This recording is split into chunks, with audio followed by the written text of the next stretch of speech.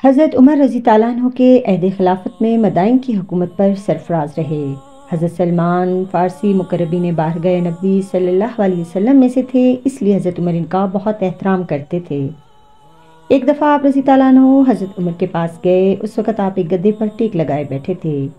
حضرت سلمان کو دیکھ کر گدا ان کی طرف بڑھا دیا۔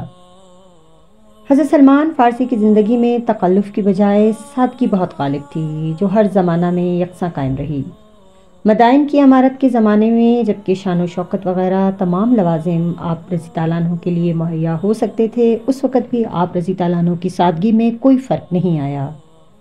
ایک مرتبہ اسی عمارت کے زمانے میں اس شان و شوکت سے نکلے کہ سواری میں بلازین کا گدا تھا، لباس میں ایک تنگ اور چھوٹی قمیص تھی جو سواری پر کسی وجہ سے اٹھ گئی تھی، جس سے گھٹنے بھی نہ چھپتے تھے، ٹانگیں کھلی ہوئی تھیں۔ لڑکے اس حیت میں آپ کو دیکھ کر پیچھے لگ گئے۔ لوگوں نے یہ طوفان بدتمیزی دیکھا تو ڈانٹ کر ان کو ہٹایا کہ امیر کا پیچھا کیوں کرتے ہو۔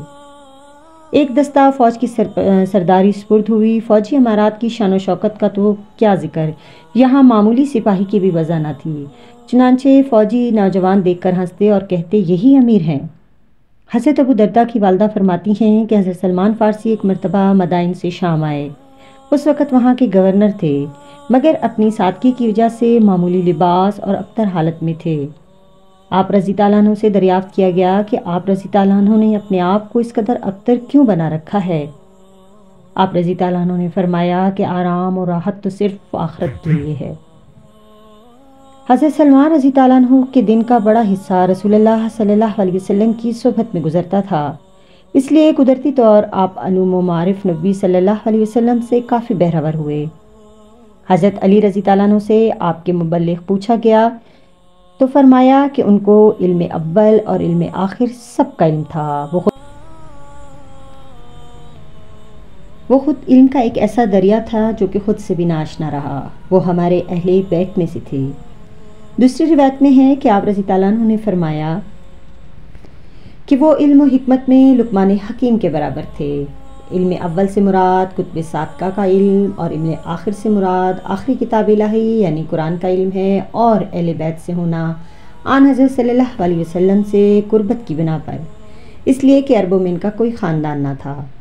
آپ صلی اللہ علیہ وسلم نے ان کو یہ شرف بخشا کہ اعزازی طور پر اپنے اہل بیت میں داخل کر لیا۔ آپ کی کوششوں سے حدیث کا کافی حصہ اشاعت پذیر ہوا۔ آپ کی روایات کی تعداد 60 ہے اور ان میں سے 3 حدیثیں متفقہ علیہ ہیں، ان کے علاوہ ایک میں مسلم اور 3 میں بخاری منفرد ہیں۔ حضرت سلمان فارسی رضی اللہ عنہ صحابہ کرام رضی اللہ عنہ اجمعین کے اس مخصوص زمرے میں شامل تھے جنہیں بارگاہ نبی صلی اللہ علیہ وسلم میں خاص تقرب حاصل تھا۔ مخصوص صحابہ کرام کے علاوہ کم لوگ ایسے تھے جو بارگاہ نبوت صلی اللہ علیہ وسلم کی پذیرائی میں حضرت سلمان فارسی کی ہم عصری کر سکتے ہوں۔